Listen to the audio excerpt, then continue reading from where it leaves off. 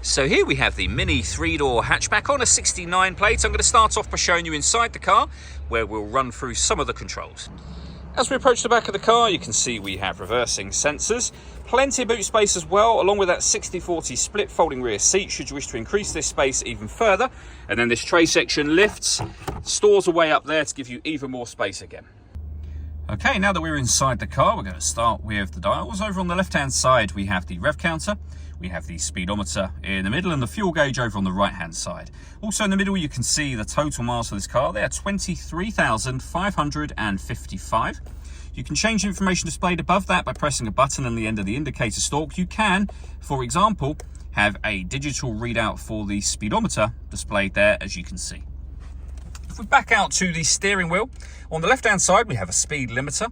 And on the right-hand side, stereo and phone controls. You'll only be able to use the phone controls once you pair them up to the car. And that is done over on the central screen just here. Hit the phone icon, manage mobile devices, and then you'd connect a new device from there.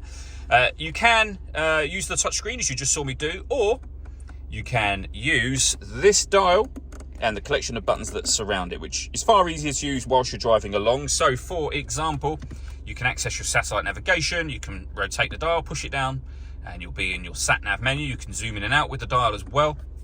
We've actually done a full video showing how the sat-nav system in this car works, and you can find that on our website and YouTube channel if you're interested in seeing that. When it comes to our music options, we've got DAB and FM radio. You can stream your music wirelessly via Bluetooth audio, and we have USB input as well.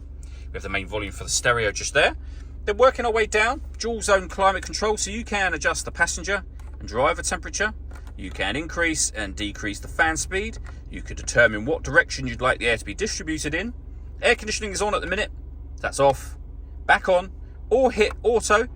The car will now maintain the temperatures that you've asked for by taking full control of the fan speed and the direction of the air.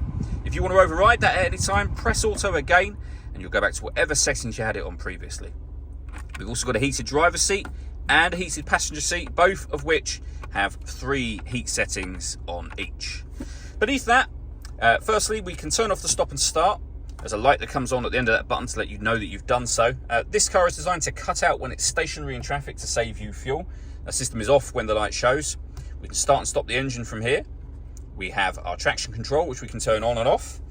We've also got the ability to change the driving setup of the car. So you're able to put the vehicle into sport, mid, which is your everyday driving, and green mode as well.